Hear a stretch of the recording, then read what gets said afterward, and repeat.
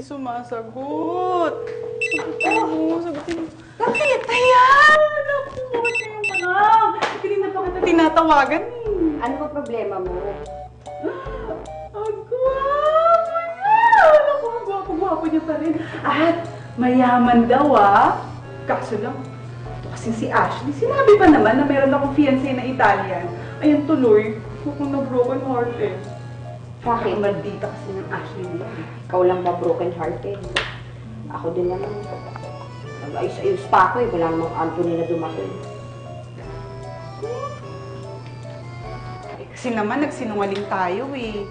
Ako, sinabi ko na meron akong Italian na fiancé. Eh, ang tagal-tagal ko nang hindi nakaka-boyfriend, no? Tapos sinabi pa natin na mga freelance artist tayo. Eh, Diyos ko, manicurista lang naman. Niloko natin sila. Hoy! Ano ka? Anong manikurista lang? Pedikurista din, ano?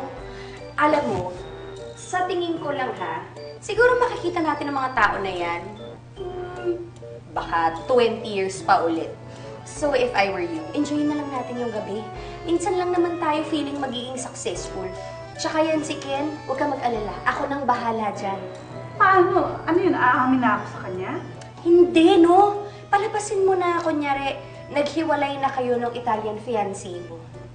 O ganito, hanapin mo si Anthony ko at hahanapin ko naman para sa'yo si Ken. Deal? Deal. Halika na. Tara!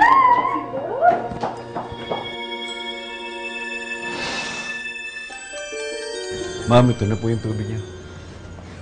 Salamat. Ay, ang tagal, ha?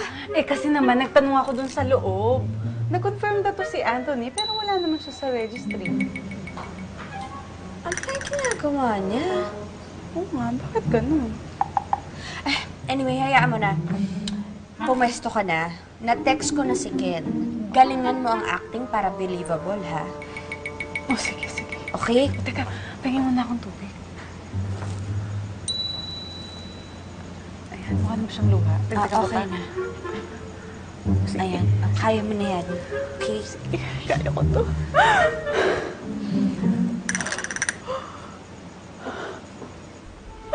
No!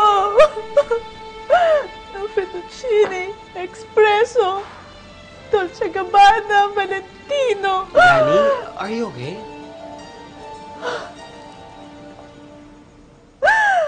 Ken, I'm not okay. I'm not okay, Ken. I'm not okay. Bakit ang nangyari? Kasi, yung fiancé ko, ayaw na sa akin. Kasi, hindi daw ako purong Italiano, kaya break na daw kami. Grabe naman yun. Grabe.